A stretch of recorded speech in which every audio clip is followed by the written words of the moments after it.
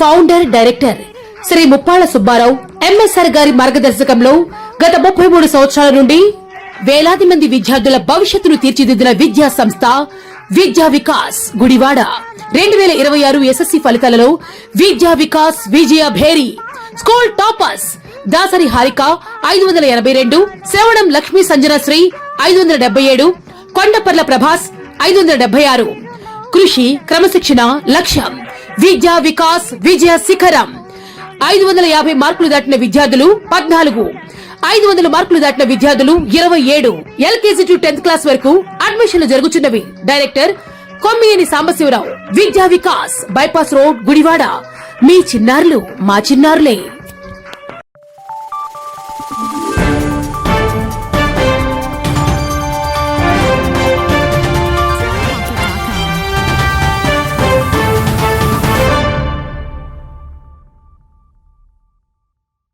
నమస్తే, welcome to Venus Gudivada.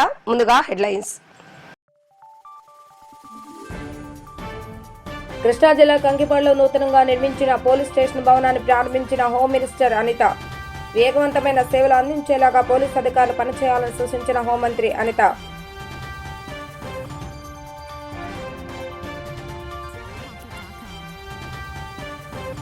Nandivada మండలంలోని 3 గ్రామాల పేదల భూములను అడ్డుగోలుగా దోచుకున్నారంటూ దళిత సంఘాల నాయకుల ఆరోపణ. సర్వే చేసి పేదల భూములు పేదలకే ఇవ్వాలంటూ ఆర్డీఓకు వినతి పత్రం.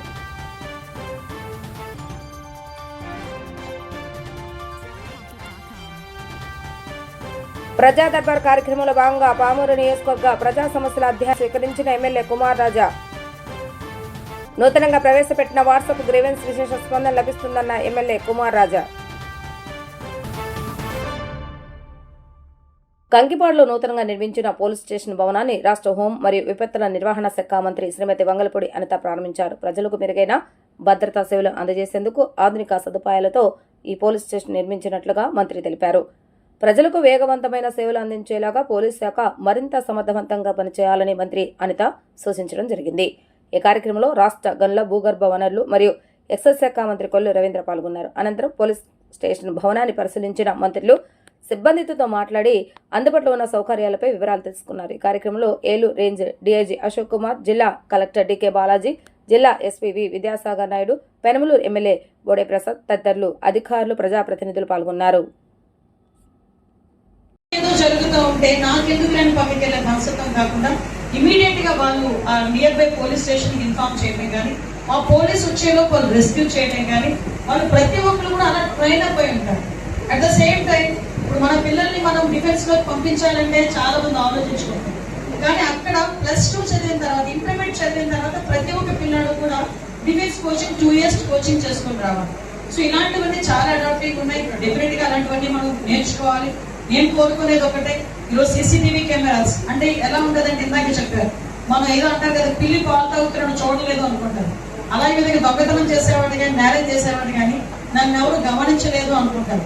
కానీ టెక్నాలజీ ఎంత పెరిగిందంటే ఇప్పుడు రీసెంట్ గా పెట్టబోయే కెమెరాస్ కూడా ఈవెన్ అందులో ఏదో ఒకటి 4-5 రికగ్నిషన్ చేసుకుని ఏదో ఒకటి కామన్ గా ఉండొచ్చు, 2 కామన్ గా ఉండొచ్చు. ఏదైనా అన్కామన్ గా ఏదైతే ఉండదో, కొంచెం స్పెసిఫిక్ గా ఏదైతే ఉందో దాన్ని పట్టుకుని నేరస్తులను పట్టుకునే పరిస్థితి. ఈ రోజు కృష్ణా ఎస్పీ గారిని, మా ఐసీ గారిని కూడా నేను ప్రత్యేకంగా అభినందించాను. మన కలెక్టర్ గారి కాన్ఫరెన్స్ అయిన తర్వాత ఫస్ట్ టైం ఒక మీటింగ్ లో నేను మాట్లాడుతున్నాను. ఆ రోజు ప్రత్యేకంగా గౌరవ ముఖ్యమంత్రి గారు కూడా ఎస్పీ గారిని కూడా అభినందించడం జరిగింది. మహిళల మీద జరుగుతున్న నేరాల్లో కృష్ణా డిస్ట్రిక్ట్ ఈ రోజు తగ్గింది, నేరాల సంఖ్య తగ్గి స్టేట్ లోనే మొట్టమొదటి స్థానంలో ఉంది అని చెప్పడానికి ఆ రోజు సార్ కూడా చాలా అభినందించారు. నేను కూడా మీ అందరి తరఫున కూడా కంపల్సరీగా పోలీస్ డిపార్ట్మెంట్ కి తన సర్వీసెస్ ఎప్పుడు ఉంటాను, నేను ఎప్పుడు కూడా అండగా నిలబడతానని ఎప్పుడు కూడా ముందుండే మీ అందరి అభిమాన మంత్రి గారు, మా సోదరుడు కొల్లు రవీంద్ర గారికి ప్రత్యేకంగా ధన్యవాదాలు, నమస్కారాలు తెలియజేసుకుంటూ, ఈ రోజు మార్నింగ్ అయితే బుల్లెట్ మీద మొత్తం ఊరంతా తిరిగేసి మొత్తం అన్ని గ్రీవెన్సెస్ తీసుకొని సాయంత్రం అయ్యేసరికి ఆఫీస్కి వెళ్ళి ఏమైందని అడగటం. ఇందుకు నేను మా సోదరుడు బోడే ప్రసాద్ గారిలో నేను నేర్చుకున్నది కూడా ఒకటి ఉంది. 2019 ఎలక్షన్ అయిన తర్వాత, ఆయన ఓడిపోయిన తర్వాత ఈయన ప్రతి ఇంటికి వెళ్ళారు. ప్రతి ఇంటికి వెళ్ళి, అమ్మా నన్ను ఇంతవరకు మీరు నన్ను ఆదరించారు, సంతోషం, ఇంకా నేనేమైనా తప్పులు చేస్తుంటే కనుక క్షమించండి, ఫర్దర్ గా మంచి చేస్తానని మళ్ళా తిరిగి అదే కాన్షియన్సీలో ఎన్ని ఒడిదుడుకులు ఎదుర్కొన్నా కూడా ఒక మంచి మెజార్టీతో గెలవడమే కాదు, ఈ రోజుకి కూడా పబ్లిక్ కి అతి చేరువుగా ఉన్న ఎమ్మెల్యేగా గుర్తింపు పొందిన మా సోదరుడు కోడే ప్రసాద్ గారికి నేను ప్రత్యేకంగా ధన్యవాదాలు తెలియజేసుకోవాలి. ఎందుకంటే ఏదైనా ప్రతి ఒక్కరిలోని మంచి చెడు ఉన్నప్పటికీ కూడా మంచిని గ్రహించే బాధ్యత కూడా రాజకీయ మేము తీసుకోవాలి. అట్ ద సేమ్ టైం ఇందాక నేను ఆఫీస్ చూసి వచ్చాను, అది ఆఫీస్ లా కనిపించలేదు, నాకు ఒక గవర్నమెంట్ ఆఫీస్ లా కనిపించింది, పబ్లిక్ దగ్గర లేదా ఎమ్మెల్యే ఆఫీస్ లా లేదు అది. సో ఒక మంచి సర్వీస్ చేస్తున్నందుకు ప్రత్యేకంగా ధన్యవాదాలు. అదేవిధంగా మరొక సోదరుడు, మేమందరం కూడా కేకే అంటాం, ఈ నిజం పేరు పెట్టామని పిలిచినా కూడా అది ఎవరు వెళ్ళిపోతున్నారేమో అనుకుంటాం, కానీ మా అన్న సోదరుడు కేకే గారికి హౌసింగ్ కార్పొరేషన్ చైర్మన్, ఆయన అదృష్టం నా అదృష్టం తెలియదు కానీ ఆయన హౌసింగ్ కార్పొరేషన్ చైర్మన్ అయిన దగ్గర నుంచి నేను ఎప్పుడు వచ్చినా ఏదో పోలీస్ స్టేషన్ ఇనాగ్రేషన్ లోనే నేను వెళ్తున్నా ముందుకి. ఇందాకే నేను చూసినప్పుడు అన్న ప్రతి ఒక్కరికి కూడా తినే దాని మీద అక్షరం మీద రాసి ఉంటుంది అంటారు, ఓపెన్ చేసే దాని మీద కూడా మా పేర్లు రాసి ఉన్నాయండి. ఎందుకు ఈ మాట చెప్తున్నానంటే 2019లో ఆగిపోయింది పోలీస్ స్టేషన్. నిజంగా అప్పుడు పూర్తయి ఉంటే వాళ్ళ పేర్లు ఉండేవి. ఇంతమంది అన్నదమ్ములకి ఇంతమంది ప్రజలకి ఆడబిడ్డగా ఉండటం నిజంగా పూర్వజన్మ సుకృతం. ఈ మంచి అవకాశాన్ని ఇచ్చిన గౌరవ ముఖ్యమంత్రి చంద్రబాబు నాయుడు గారికి ఈ సందర్భంగా ధన్యవాదాలు, నమస్కారాలు తెలియజేసుకుంటూ, అదేవిధంగా ఒక మంచి కార్యక్రమం కంకిపాడు పోలీస్ స్టేషన్ ఓపెనింగ్ కి చాలా సందర్భాల్లో మా ఎస్పీ గారు కంకిపాడు పోలీస్ స్టేషన్ అయిపోతుంది, మనం ఓపెనింగ్ పెట్టుకోవాలి అంటే నిజంగా వాళ్ళని కూడా నేను డిపార్ట్మెంట్ వాళ్ళని కూడా నేను హృదయపూర్వకంగా అభినందిస్తున్నాను. నాకు అయిపోతున్నాయి, ముహూర్తాలు అయిపోతున్నాయి, మంచి రోజులు ఒప్పించాను. సాధారణంగా పోలీస్ స్టేషన్ ఓపెనింగ్ అంటే మా డేట్లు తీసుకొని మంచి రోజు అమావాస్య పౌర్ణమ సంబంధాలు ఉండవు, మేము ఏదైనా డేట్ ఇస్తే ఆ డేట్కి పెట్టేస్తుంటారు. కానీ అన్ని సాంప్రదాయాలని కూడా ముందుకు తీసుకొచ్చుకొని మంచి రోజు పెట్టాలి. ఎందుకంటే అక్కడ ఎటువంటి క్రైమ్ ఎక్కువ ఉండకూడదు, ఎక్కువ ఎఫ్ఐఆర్లు కూడా నోట్ అవ్వకూడదు, అంటే తక్కువ క్రైమ్ జరగాలి. ఎఫ్ఐఆర్ నోట్ అవ్వలేదంటే మా సోదరులు ఇంకోలా రాస్తారు. కాబట్టి అలా కాకుండా మంచిగా జరగాలి అనే ఉద్దేశంతో ఒక మంచి ముహూర్తంలో ఈరోజు మమ్మల్ని అందరినీ పిలిచి ఇక్కడికి ఆహ్వానించినందుకు ప్రత్యేకంగా ఎస్పీ గారికి, ఐసీ గారికి, ముఖ్యంగా మా స్టాఫ్ అందరికీ కూడా ధన్యవాదాలు తెలియజేసుకుంటూ, పోలీస్ స్టేషన్ ప్రారంభోత్సవం సందర్భంగా ఈ కార్యక్రమానికి అధ్యక్షత వహించిన గౌరవనీయులు స్థానిక శాసనసభ్యులు కోడే ప్రసాద్ గారికి, అదేవిధంగా ఈరోజు ఈ కార్యక్రమానికి ముఖ్య అతిథిగా వచ్చేసిన గౌరవనీయులు మంగళపూడి అనిత్ గారికి ఒకసారి గట్టిగా మన అందరూ కూడా హృదయపూర్వకంగా అభినందనలు తెలియజేస్తున్నారు. ఇక్కడ ఒక మహిళగా, హోమ్ మినిస్టర్గా రాష్ట్రంలో అహర్నిశలు బాబు గారు ఏది ఆదేశించినా, ఎక్కడ ఏ సమస్య వచ్చినా ఇమీడియట్ గా స్పందిస్తూ అక్కడికి వెళ్ళి అండగా ఉంటున్నటువంటి హోమ్ మినిస్టర్ గారు మనకు ఉండడం మన అందరి యొక్క అదృష్టం. మరొకసారి వారికి ధన్యవాదాలు తెలియజేస్తూ, అలాగే మరి పోలీస్ హౌసింగ్ కార్పొరేషన్ చైర్మన్ గా గౌరవనీయులు మేమందరం కేకే అనిపించుకుంటాం.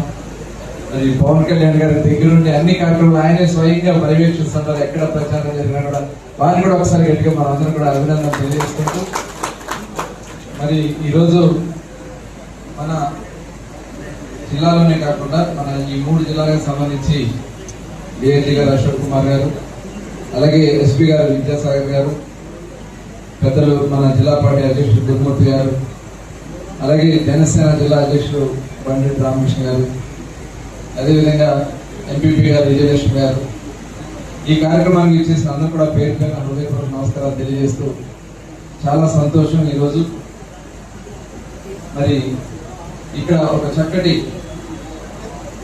ఈ నిర్మాణం జరిగిందంటే మరి మన పెద్దలు హరికృష్ణ గారు చేసిన కృషిని కూడా మనం అభినందించాలి. ఒకసారి దాదాపు ఒక 60 లక్షల రూపాయలు ఆయన సొంత నిధులు ఈ పోలీస్ స్టేషన్ నిర్మాణానికి ఇచ్చారంటే వాటిని మనస్ఫూర్తిగా అభినందిస్తూ, ఇంకా ఇది చిన్నగా స్టార్ట్ అయ్యి ఈరోజు చక్కగా ఒక మంచి అత్యంత ఆధునికమైనటువంటి బిల్డింగ్ అయితే రూపకల్పన చేసుకోవడం ఒకసారి హరికృష్ణ గారు కూడా అభినందిస్తూ, మరి ఈరోజు ప్రభుత్వం చేసినటువంటి గౌరవ ముఖ్యమంత్రి చంద్రబాబు నాయుడు గారు ఈ రాష్ట్రంలో శాంతి భద్రతలు.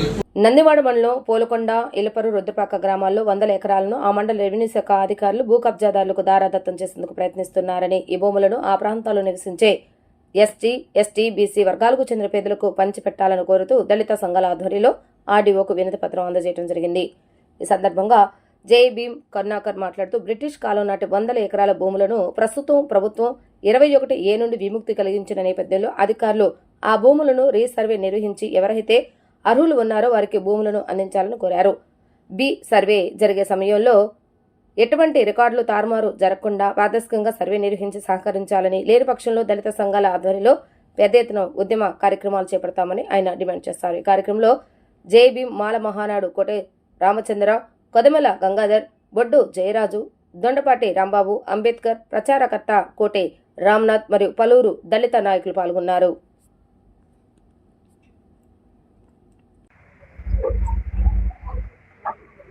నందివాడ మండల ప్రజానీకానికి అందరికీ జేబీఎంలు. ఈ యొక్క మీడియా సమావేశం ముఖ్య ఉద్దేశం నందివాడ మండలంలోని ఇలపారు, పూలకొండ, రుద్రపాక గ్రామాల్లో 100 ఎకరాలు భూ కబ్జా, 100 ఎకరాలు ఆక్వా సాగు మీద కోట్ల రూపాయలు సోహా. మరి ఈ భూముల్ని గత 40 సంవత్సరాలు బట్టి రెవెన్యూ అధికారులు, ఫిషరీస్ అధికారులు నిర్లక్ష్యంతో, అవినీతి పరాకాష్ఠతో అక్కడ ఉన్నటువంటి మెజారిటీ పీపుల్ అయినటువంటి దళితుల భూముల్ని రికార్డు మొత్తం ఫ్యాబ్రికేషన్ చేసి వేరు వేరు జిల్లాల నుంచి వచ్చి గత 40 సంవత్సరాలు లోపే వచ్చినటువంటి మరి శ్రీకాకుళం, విజయనగరం గ్రామాల నుంచి వచ్చినటువంటి ఒక వలస జాతిని ఈ 40 సంవత్సరాలకు ముందు వచ్చినటువంటి వేరే మండలాల నుంచి వచ్చినటువంటి బడా భూస్వాములు వాళ్ళని బినామీలుగా మలుచుకుని ఆ 3 గ్రామాల్లో 100 ఎకరాలు బినామీలుగా మలుచుకుని ఆ భూముల మొత్తాన్ని కబ్జా చేయడం జరిగింది. అసలు ఈ భూముల చరిత్ర ఏంటి?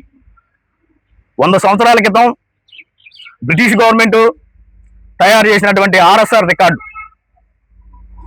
ఆ రికార్డుని నిక్కచ్చిగా శాస్త్రీయంగా తయారు చేసి ఇచ్చినటువంటి ఒక రెవెన్యూ రికార్డు. అది ఏ భూమి ఎట్లా ఉంటుంది, ఆ భూమి స్థితి ఏంటి అనేది మొత్తం దాంట్లో పొందుపరిచినటువంటి బ్రిటిష్ రికార్డు అది. ఆ రికార్డుని ఈరోజు రీసర్వే పేరు మీద ఆ 100 సంవత్సరాల క్రితం తయారు చేసినటువంటి రికార్డుని రీసర్వే పేరు మీద ధ్వంసం చేసి ప్రభుత్వ భూముల మొత్తాన్ని పట్టా భూములుగా మార్చి బడా భూస్వాములు కట్టే ప్రయత్నాలు జరుగుతున్నాయి. ఈ గత 40 సంవత్సరాల క్రితం, 40 సంవత్సరాలకు ముందు ఈ భూములు సొసైటీ భూములు, అంటే బ్రిటిష్ ప్రభుత్వం ఉన్నటువంటి ఆ రోజు బ్రిటిష్ ప్రభుత్వం ఎక్కడైతే ఎవరైతే ఉన్నారో పేదలు, ఈ మండలంలో ఉన్నటువంటి మూల నివాసులైనటువంటి ఎస్సీలు, ఎస్టీలు, బీసీలు, ఈ భూమిపుత్రులు, ఆ ప్రాంతాల్లో ఉన్నటువంటి మూల నివాసులు భూములయ్యి పూర్వం మా పూర్వీకులు, మా జాతి వారసులు ఈ భూముల్ని పంట పండించుకుంటూ జీవనాధారం గడిపేవాళ్ళు. అలాంటి భూములని ఈ వలసవాదులు, జిల్లాల నుంచి వచ్చినటువంటి వలసవాదులు, మండలాల నుంచి వచ్చినటువంటి బడా భూస్వాములు,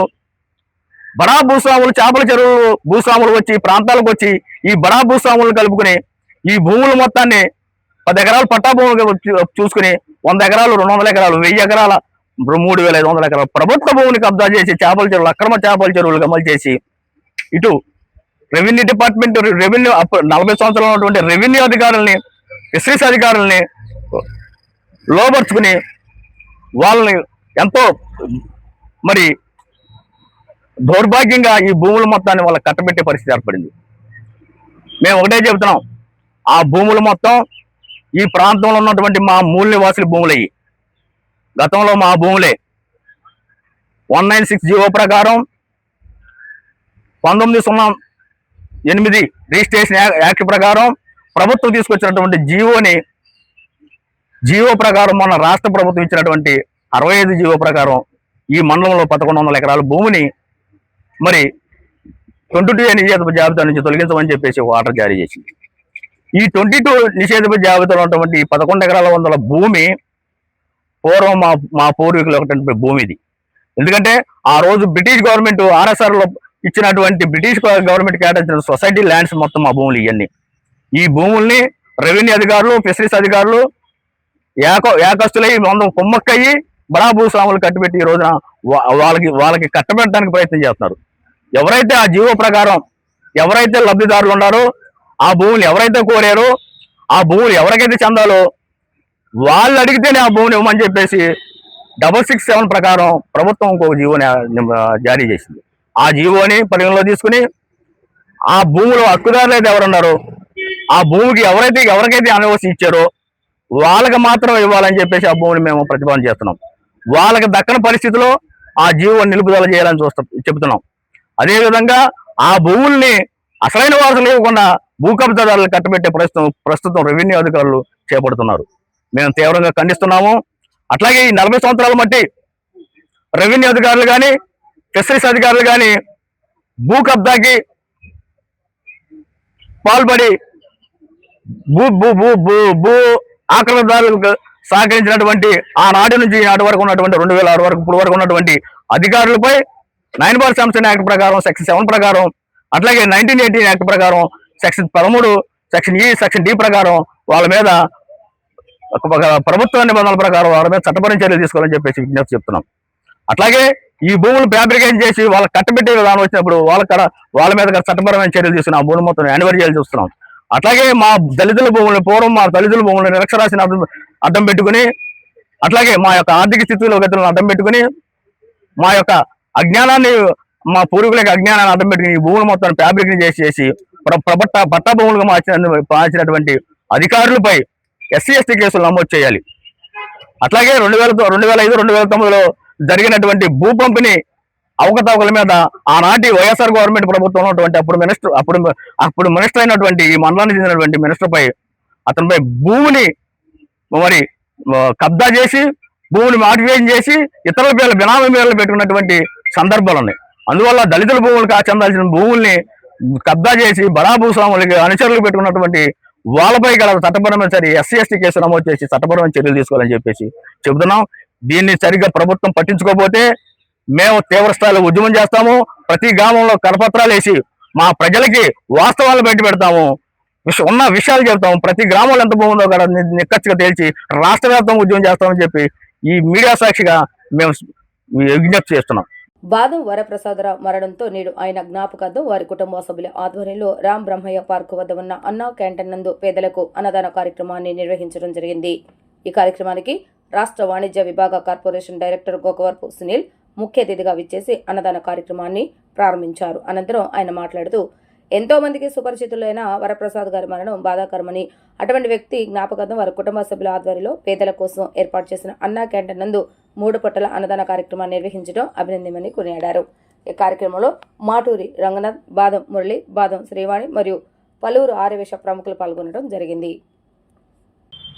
అందరికీ నమస్కారం. ఈరోజు మా ఆర్యవేశ పెద్దలు TG వెంకటేష్ గారి సన్నిహితులు అయినటువంటి బాదం కృష్ణారావు గారి సోదరులు బాదం వరప్రసాద్ గారి ఆయన మొన్న 1వ తారీఖు కాలం చేశారు. ఈరోజు 11వ రోజు వైకుంఠ సమారాధన. ఈ సందర్భంగా బాదం కృష్ణారావు గారు ఇలా మన తుమ్మల రామబ్రహ్మం పార్కులో అన్నా క్యాంటీన్లో ఇవాళ ఒక్కరోజు ఉదయం టిఫిను, మధ్యాహ్నం భోజనం, రాత్రి భోజనం అందరికీ కూడా దాత ఇవాళ బాదం వరప్రసాద్ గారి జ్ఞాపకార్థం వారి సోదరులైన బాదం కృష్ణారావు గారు, వాళ్ళ కుమారుడైన బాదం మురళి గారు ఏర్పాటు చేసి ఉన్నారు. చాలా సంతోషకరం. ఆయన యొక్క పవిత్రాత్మక శాంతి కలగాలని కోరుకుంటూ, అలాగే ప్రతి ఒక్కరూ కూడా వారి యొక్క శుభకార్యాలైనా అశుభకార్యాలైనా అన్నా క్యాంటీన్తో పాలు పంచుకోవాలని కోరుకుంటూ, ఇక్కడికి వచ్చిన మా ఆర్యవేశ పెద్దలు మన మాటూరు రంగనాథ్ గారు, అలాగే తిరువిల్ సుబ్బారావు గారు, అలాగే చలువాది రఘు గారు, అలాగే అందరికీ కూడా మేడం వాసీ క్లబ్ ఇంటర్నేషనల్ మేడం బాదం కళావతి గారు, కృష్ణారావు గారి వైఫ్ గత 4 రోజులుగా పలానా మన హైదరాబాద్ నుంచి వచ్చి శోభన హోటల్ కాడ ఉండి వారి యొక్క తమ్ముడు అన్నయ్య యొక్క కార్యక్రమాలని దగ్గరుండి పర్యవేక్షించి దిగ్విజయంగా చేసినందుకు వారికి కూడా ధన్యవాదాలు తెలుపుకుంటూ, ప్రతి ఒక్కరూ కూడా ప్రతి ఒక్క కుటుంబంలో కూడా అన్నా క్యాంటీన్ అనేది భాగస్వామ్యం అవ్వాలి. మనం చేసే శుభకార్యమైన అశుభకార్యమైన పేద ప్రజలకి చాలా తక్కువ కాస్ట్ లో వాళ్ళకి అందించడం జరుగుతుంది. మనం లక్షల్లో ఖర్చు పెడతా ఉంటాం అనేక కార్యక్రమాలు, ఫంక్షన్ శుభకార్యమైన. అలాగే కొంత భాగాన్ని అన్న క్యాంటీన్ కూడా వెచ్చించి ఇస్తే మంచి పరిణామం ఇది. అలాగే ఈ కార్యక్రమానికి వచ్చిన అందరికి కూడా ధన్యవాదాలు తెలుపుకుని సెలవు తీసుకున్నాం. అందరికీ నమస్కారం అండి. నా పేరు బాదం కళావతి, మా వారు కృష్ణారావు గారు. మేము హైదరాబాద్ నుంచి వచ్చాము. మా బావగారు బాదం వరప్రసాద్ గారు కాలం చేశారు. సో తను హైదరాబాద్లో ఉండేవాళ్ళు. బట్ ఇక్కడ మా అక్కయ్య, మా పిల్లలు ఇక్కడే ఉన్నారు కాబట్టి ఇక్కడికి వచ్చి మేము ఈ కార్యక్రమాన్ని దిగ్విజయంగా కంప్లీట్ చేశాము. ఎస్పెషల్లీ ఇట్లా అన్న క్యాంటీన్లో భోజనం ఇలా ఇవ్వచ్చు అన్న విషయం కూడా మాకు తెలియదు. సునీల్ గారు మాకు చెప్పడం, అలా ఎంబడే మేము ఎమ్మెల్యే గారి దగ్గరికి వెళ్ళి ప్రతిమా మేడం గారికి అమౌంట్ పే చేసి, సో ఈ రోజు ఇలా 3 పూట్ల మేము మా తరపు నుంచి మాకు చేతనైన సాయం వీళ్ళందరికీ చేయగలిగినందుకు నిజంగా చాలా సంతోషంగా ఉంది. మా బావగారు ఎక్కడున్నా సరే మమ్మల్ని, మా ఫ్యామిలీని, మా మురళి, వాణి, మా అక్కని అందరినీ కూడా ప్రశాంతంగా చూడగలుగుతారని సంతోషంగా. థ్యాంక్ యూ అండి. నా పేరు కృష్ణారావు బాదం అండి. హైదరాబాద్ నుంచి వచ్చాను నేను. మా అన్నయ్య గారు ఇవాళ 11వ రోజు కార్యక్రమం చేయాలి అని ఈ గుడివాడకు వచ్చాము. ఈ కార్యక్రమాన్ని చేసేదానికోసం సునీల్ గారు, రంగనాథ్ గారు, రఘు గారు, సుబ్బారావు గారు అందరూ కూడాను సహకరించి ఈ కార్యక్రమాన్ని ముందుకు తీసుకెళ్లారు. మా అన్నయ్య గారు 11వ రోజు కార్యక్రమం ఈరోజు ఇక్కడ చేయడము మాకు చాలా ఆనందంగా ఉంది. నిజంగా కూడాను చాలా మంచి భోజనము అందరికీ కూడాను నీడీ పీపుల్కు సర్వింగ్ చేయడం జరుగుతుంది 5 ఐటమ్స్ తోటి కూడాను. తర్వాత ఈ ఆపర్చునిటీ నాకు ఇచ్చినటువంటి సునీల్ గారికి, రంగనాథ్ గారికి, రఘు గారికి, సుబ్బారావు గారికి అందరికీ కూడా ప్రత్యేక ధన్యవాదాలు. నాకు సునీల్ గారిని, రంగనాథ్ గారిని పరిచయం చేసినటువంటి టీజీ వెంకటేష్ గారికి మరొకసారి ధన్యవాదాలండి. బికాస్ టీజీ గారు చెప్పకపోతే ఇంత దూరం నేను వచ్చేవాడిని కాదు. Because of he's advice and instructions I came here and they extended a maximum support and cooperation to me. I wish them all the best to the Sunil గారు భవిష్యత్తులో మంచి లీడర్షిప్కి వచ్చి ఉన్నతమైనటువంటి స్థానంలోకి వచ్చి ఈ ఆర్యవైశ్య కమ్యూనిటీకి అందరికి కూడాను చేదోడు వాదోడుగా ఉంటూ లీడర్షిప్ ఏరియాలో ముందుకు ఎదగాలని పూర్తిగా కోరుకుంటూ ఉన్నానండి. Thank you once again. Vespogu Jacob memorial church 11 compulsion ministries ఆధ్వర్యంలో యవనస్తులకు, చిన్నారులకు నిర్వహించిన ఫ్రెండ్లీ క్రికెట్ మ్యాచ్లో విజయం సాధించిన జట్లకు బహుమతులను అందజేయడం జరిగింది. ఈ కార్యక్రమానికి ముఖ్య అతిథిగా టీడీపీ గుడివాడ పట్టణాధ్యక్షులు పంటా సాంబయ్య విచ్చేసి యువతను, చిన్నారులను అభినందిస్తూ వారికి బహుమతులను అందించారు. అనంతరం సాంబయ్య మాట్లాడుతూ చర్చ్ అంటే ప్రార్థన, ఆధ్యాత్మిక మాత్రమే కాదు, యూనిటీ, యువతలో ఉత్సాహం నింపాలి అనే ఆలోచనతో బ్రదర్ విజయ్ కుమార్ నిర్వహించిన ఈ కార్యక్రమం ఎందరికో ఆదర్శనీయమని కొనియాడారు. ఈ క్రీడల్లో విజేతలుగా నిలిచిన వారికి జనసేన నాయకులు వెంకట ఆధ్వర్యంలో బహుమతులు అందజేయడం సంతోషకరమని తెలిపారు. ఈ కార్యక్రమంలో పాస్టర్ వేసపోగు విజయ్ కుమార్ మరియు సంఘస్థులు పాల్గొనడం జరిగింది. ఇక్కడ ఈ కార్యక్రమాన్ని అన్న విజయబాబు అన్న వేసపోగు మెమోరియల్ ట్రస్ట్ తరఫున మా పెద్ద పాస్టర్ గారు అయినటువంటి వేసపోగు జాకబ్ రాజు గారు, ఆయన దేవుని సన్నిధికి వెళ్ళినప్పటికీ ఆయన జ్ఞాపకార్థంగా ప్రతి సంవత్సరం కూడా ఏదో కార్యక్రమాలు ఇలా చేస్తూ ఉంటాడన్న. నిన్న ఈ గుడ్మెన్పేటకు సంబంధించినటువంటి ఈ చర్చ్ తరఫున ఈ గేమ్స్ స్టార్ట్ చేశారు ఎమ్మెల్యే గారు, మేమంతా కలిపి.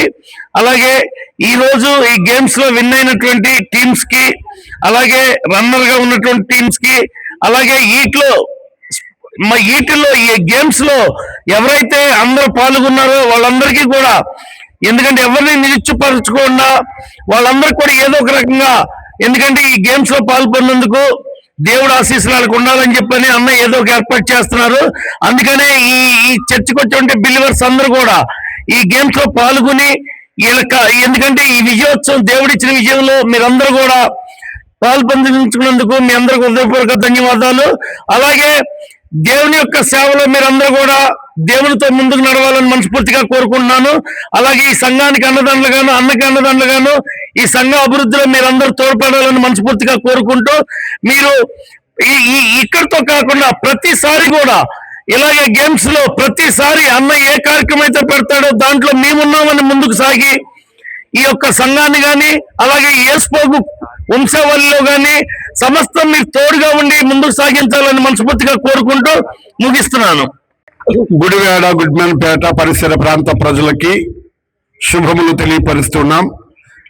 మరి గ్రేస్ చిల్డ్రన్ హోమ్ అనేటువంటి మా పిల్లల కార్యక్రమం ప్రతిరోజు ఒక 60 మంది పైపడి పిల్లలు మరి టీచర్స్ పెట్టి ఎడ్యుకేషన్ ఇస్తూ పిల్లల్ని చదువులలో వారిని బలపరుస్తూ ఉంటాం ఈ యొక్క సంఘము ద్వారా.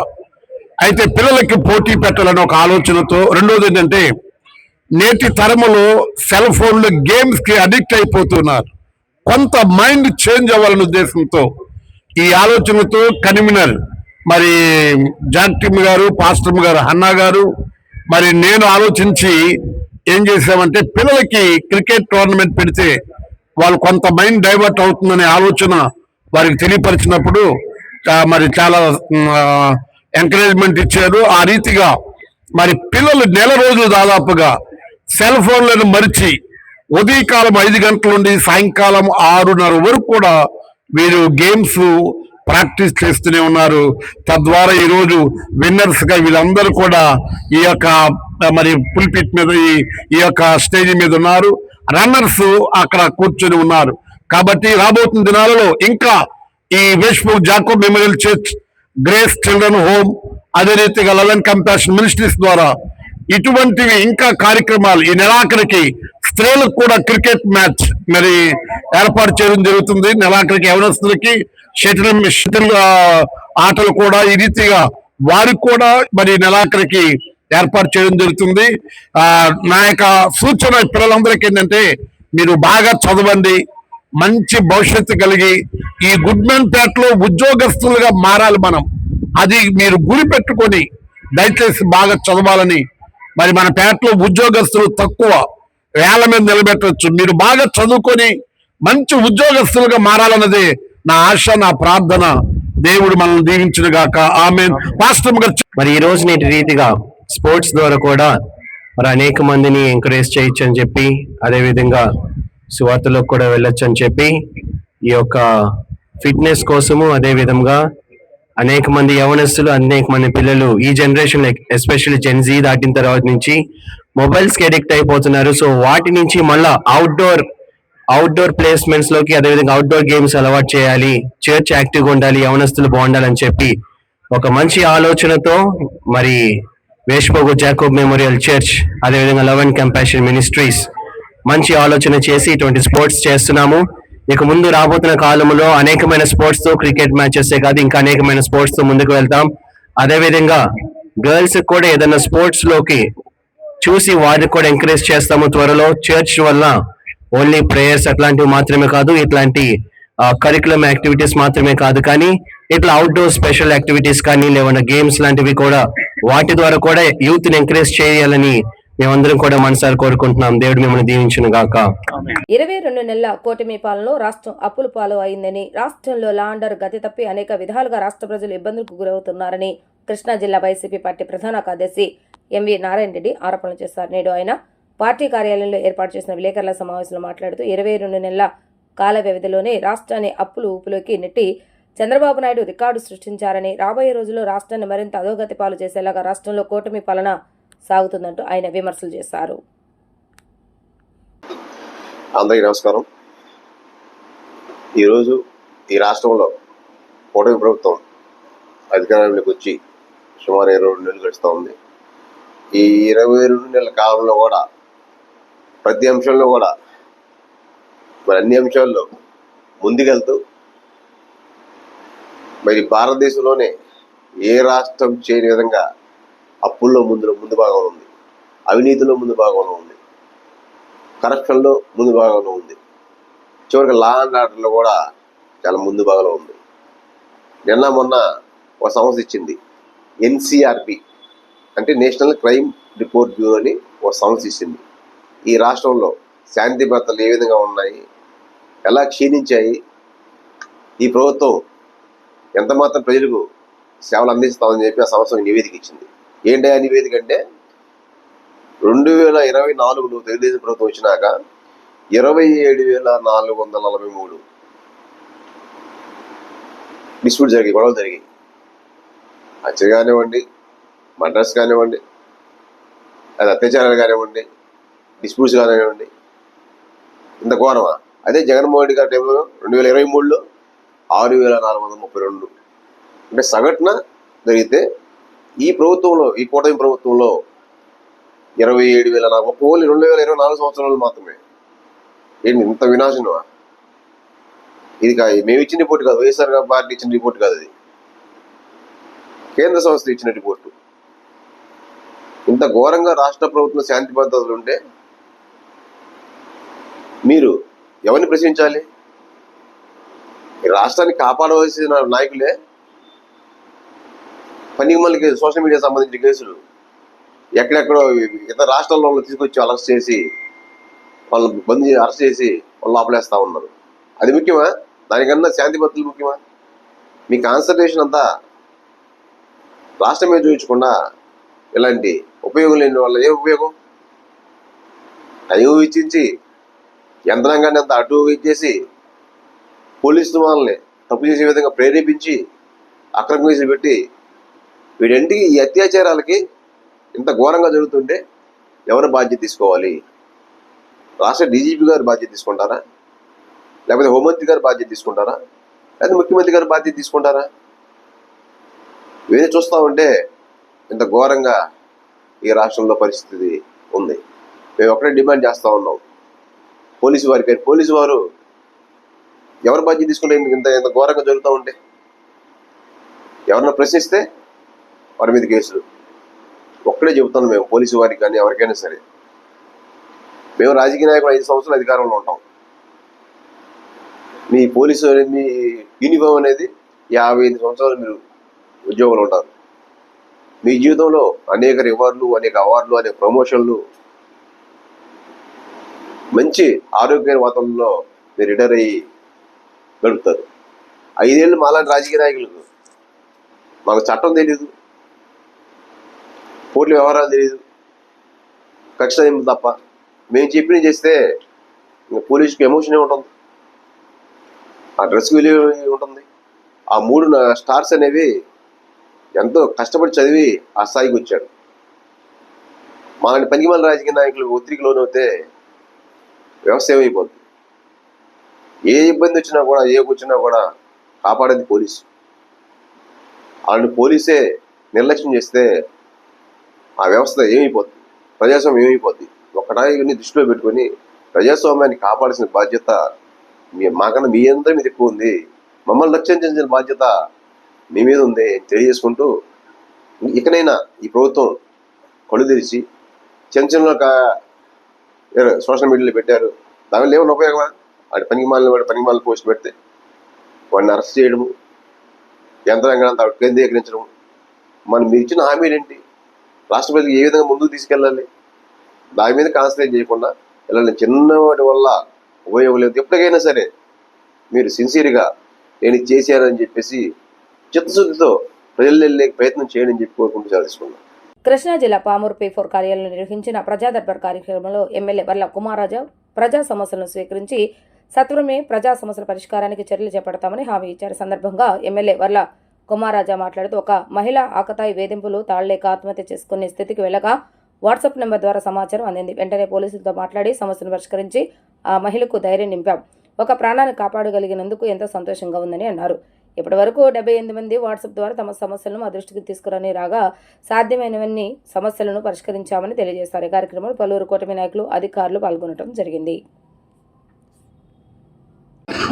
అందరికీ నమస్కారం. ఈరోజు పామర్ నియోజకవర్గంలో ప్రజా సమస్యల పరిష్కార వేదిక, ప్రజావేదిక, ప్రజా దర్బార్ కార్యక్రమాన్ని నిర్వహించాం. మరి ప్రతి వారం, ప్రతిరోజు ఉదయం 6 to 10 మీకోసం మీ ఎమ్మెల్యే అనే కార్యక్రమం పల్లెబాట 2.1 జరుగుతున్న మాట మీ అందరికీ తెలిసిందే. వాట్సాప్ 9908833636 అనే నెంబర్కి కాల్ చేయండి. మీ సమస్యలు అక్కడ తెలియజేస్తే తగిన అధికారులకి సంబంధించిన అధికారులకు తెలియజేస్తూ పరిష్కారం అయ్యేదాకా కూడా మా టీం మీకు అండగా ఉంటుందని తెలిసాను అని కూడా నేను అందరికీ తెలియజేయడం జరిగింది. ఇప్పటికే 78 వరకు కూడా సమస్యలు వాట్సాప్ ఎమ్మెల్యే అనే నెంబర్కి వచ్చాయి. తద్వారా ఏమిటంటే అర్జీలు పట్టుకొని ఇక్కడికి రావటము, లేకపోతే సమస్యలు తెలియజేయడానికి ఎండలో ఇబ్బంది పడుతూ రావటము, గంటల తరబడి ఇక్కడే ఉండటము కాకుండా ఇంకా ఇప్పుడున్న టెక్నాలజీని వాడుకుంటూ యువనేత లోకేష్ బాబు గారి స్ఫూర్తితో వాట్సాప్ గవర్నెన్స్ అని చంద్రబాబు గారు పిలిపించిన తర్వాత కొన్ని వందల సమస్యలన్నీ కూడా పరిష్కారం అవడానికి వాట్సాప్ ఎలా అయితే గవర్నమెంట్ వాట్సాప్ గవర్నెన్స్ తీసుకొచ్చిందో, పామర్ నియోజకవర్గానికి నేను వాట్సాప్ నెంబర్ రిలీజ్ చేసిన తర్వాత ఒక మహిళ ప్రాణం కూడా కాపాడగలిగాను. అది నాకు చాలా సాటిస్ఫాక్షన్, పర్సనల్గా చాలా సంతోషం. ఆమె ఎవరికీ చెప్పుకోలేదు, ఆమెకి పోలీస్ స్టేషన్కి కానీ కనీసం తల్లిదండ్రులకు కానీ ఇంట్లో చెప్పుకోలేని దుస్థితి పరిస్థితిలో ఇక ఈ ప్రాణం వదిలేయాలనుకుంటూ ఎవరికో ఒకటి చెప్పాలని ఈ వాట్సాప్ నెంబర్కి తెలియజేస్తున్నా. నా వీడియోలు ఒక అతని దగ్గర ఉన్నాయి, నన్ను బ్లాక్మెయిల్ చేస్తున్నాడు, తల్లిదండ్రులు తెలిస్తే బాధపడతారు, పోలీసులకి చెప్పుకోలేను, నన్ను కాపాడగలరా, రేపు ఉదయం చచ్చిపోయే ముందు మీకు చెబుదామని ఆ మహిళ చెప్పటం, తదుపరి సీక్రెట్గా ఆ మహిళతో మా P4లో ఉన్న లేడీస్తో మాట్లాడించడం, నేను కూడా ఆ మహిళతో మాట్లాడకుండా చాలా ట్రాన్స్పరెంట్గా చాలా సీక్రెట్గా ఆ పాపకి కాన్ఫిడెన్స్ క్రియేట్ చేసాం. చనిపోకుండా ఆ పాపకి న్యాయం చేసే దిశగా పని చేసాం. తద్వారా ఈరోజు ఆ పాప బతికే ఉంది, ప్రాణం పోలేదు, కాపాడగలిగామనే సంతృప్తి నాకు ఉందని కూడా తెలియజేస్తాం. ఈ రకంగా అనునిత్యం ప్రజా హితం కోసం, నియోజకవర్గ ప్రగతి కోసం కష్టపడుతున్నాం. ముఖ్యమంత్రి చంద్రబాబు గారు స్ఫూర్తితో పనిచేస్తున్నాం. పామర్లో ఇంకేం చేయాలి, ఇంకేం కావాలని అనునిత్యం అదే పనిగా తప్పించిపోతూ నిధుల కోసం, అదేవిధంగా ఏ రకంగా ఇంకేమి డెవలప్మెంట్ చేయాలనే దిశగానే ఆలోచిస్తున్నాం. ఈరోజు కూడా కొన్ని దీర్ఘకాలిక సమస్యలు, కొన్ని ఫ్యామిలీ ఇష్యూస్, కొన్ని ఇతర సమస్యలన్నీ కూడా వచ్చాయి. వాటన్నిటినీ కూడా నమోదు చేసి ఏదో అర్జీ తీసుకున్నాం తర్వాత చూస్తాం పోండి అనేది కాకుండా అధికారులు ఇక్కడికే పిలిపించి ఆ అధికారుల సమక్షంలోనే ఆ సమస్య పరిష్కారం తర్వాత ఎన్ని రోజుల్లో అవుతుంది, అయిన తర్వాత మళ్ళీ లబ్ధిదారులకి ఫోన్ కాల్ వెళ్ళే విధంగా ఆ ఫోన్ కాల్ ద్వారా మీ సంతృప్తిగా ఉన్నారా లేదా అనేది కూడా కనుక్కోవటంలోనే ఈ ప్రభుత్వం యొక్క కమిట్మెంట్, చిత్తశుద్ధి అర్థమవుతుంది. ఇవే ఎన్నికల సమయం కాదు, ఇంకా 3 సంవత్సరాలు ఉంది.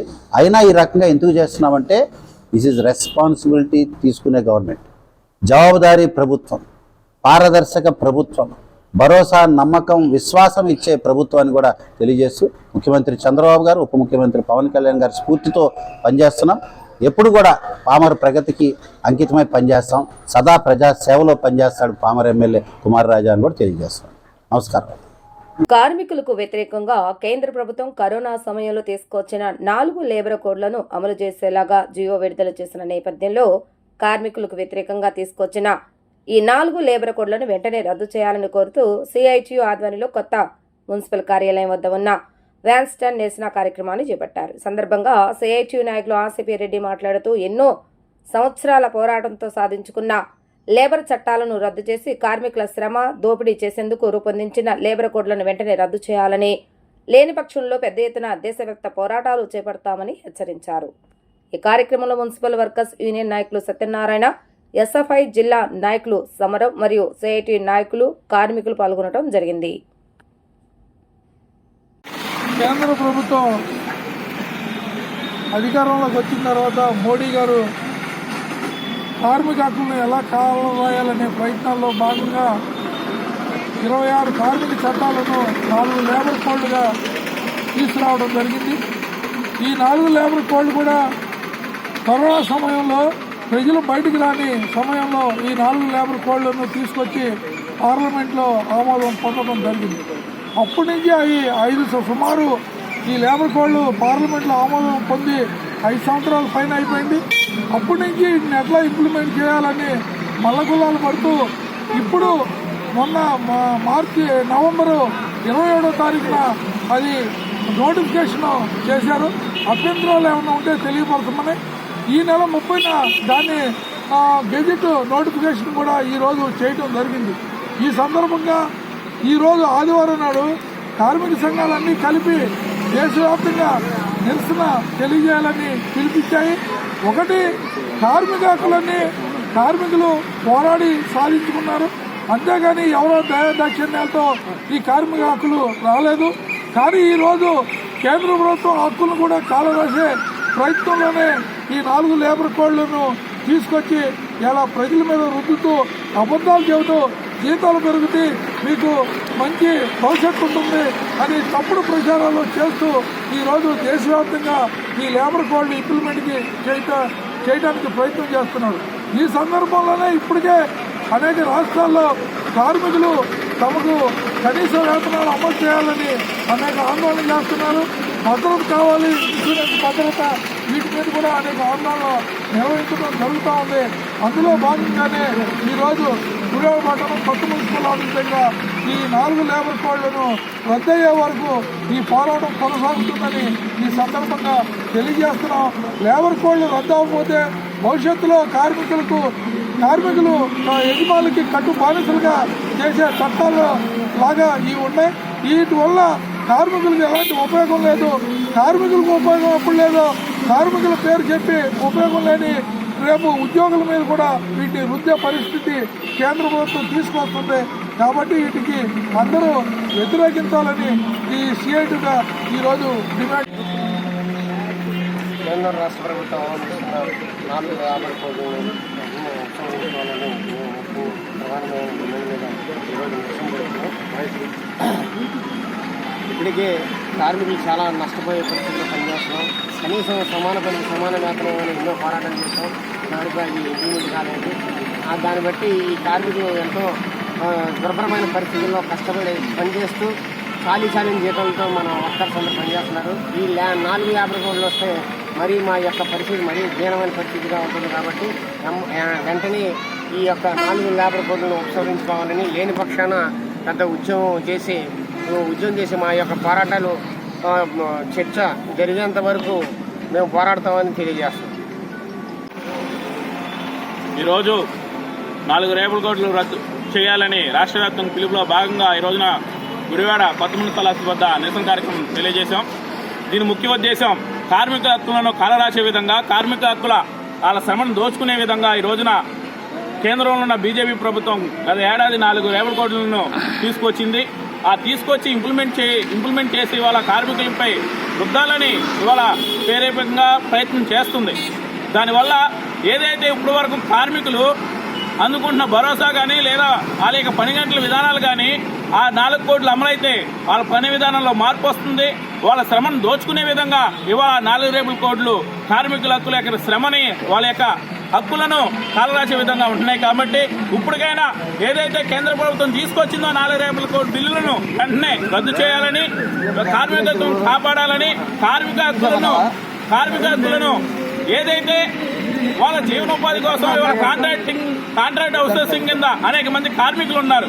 ఇవాళ ఆ యొక్క లేబర్ కోడ్ల వల్ల వాళ్ళ యొక్క ఏదైతే పని కూడా కోల్పోయే ప్రమాదం ఉంది. దాంతోపాటు ఇవాళ 8 గంటల పని విధానం ఉంది దేశవ్యాప్తంగా. దానివల్ల ఇవాళ 12 గంటలు 13 గంటలు ఇవాళ పని విధానాలు వచ్చే అవకాశం ఉంటుంది. అదేవిధంగా ఏదైతే బెనిఫిట్స్ ఉన్నాయో ఆ బెనిఫిట్స్ కూడా రద్దు అయ్యే ప్రమాదం ఉంది. కాబట్టి ఇది ఒక కార్మికుల వర్గమే కాదు, తర్వాత ఉద్యోగ ఉపాధి ఇలా సంబంధించిన అందరి మీద ఈ రుద్దే ప్రమాదం ఉంది. కాబట్టి ఏదైతే కేంద్ర ప్రభుత్వం మోసపూరితంగా కార్మిక హక్కులను కాలరాసే విధంగా, కార్మికులను వాళ్ళ శ్రమను దోచుకునే విధంగా తీసుకొచ్చిన 4 లేబర్ కోడ్ బిల్లులను రద్దు చేయాలని, లేకపోతే దేశవ్యాప్తంగా ఏదైతే రైతాంగం ఉద్యమం చేపట్టిందో అదే రీతిలో కార్మికులను, ప్రజా సంఘాలను, ప్రజలను ఐక్యపరిచి ఖచ్చితంగా ఆ యొక్క ఉద్యమ స్ఫూర్తిని దేశవ్యాప్తంగా మళ్ళీ ఇంకొక ఉద్యమాన్ని కార్మిక సంఘాలుగా, అదే విద్యార్థి సంఘాలుగా ఇవాళ దేశవ్యాప్తంగా మేము జరుపుతామని, ఏదైతే తీసుకొచ్చారో 4 లేబర్ కోడ్ బిల్లులను రద్దేంత వరకు మేము పోరాడతామని ఈ సందర్భంగా తెలియజేస్తూ, ఇప్పటికైనా కేంద్రంలో బీజేపీ ప్రభుత్వం వాటిని రద్దు చేయాలని, ఇక్కడ ఉన్న ఆంధ్రప్రదేశ్ ఉన్న కూటమి ప్రభుత్వం కూడా దానికి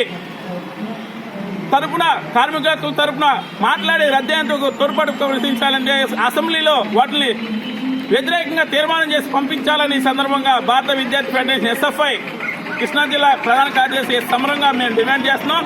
లేని పక్షంలో చెబుతున్నాం, రైతాంగ ఉద్యమం స్ఫూర్తితో మళ్ళీ ఒక ఉద్యమాన్ని ఖచ్చితంగా ప్రారంభిస్తామని సందర్భంగా తెలియజేస్తుంటూ వార్తలు ముగించే ముందు హెడ్లైన్స్ మరొకసారి.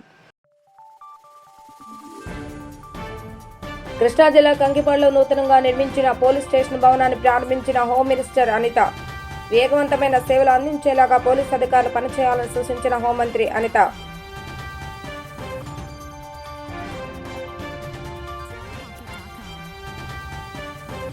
నందివాడ మండలంలోని 3 గ్రామాల పేదల భూములను అడ్డుగోలుగా దోచుకున్నారంటూ దళిత సంఘాల నాయకుల ఆరోపణ. సర్వే చేసి పేదల భూములు పేదలకే ఇవ్వాలంటూ ఆర్డీఓకు వినతి పత్రం.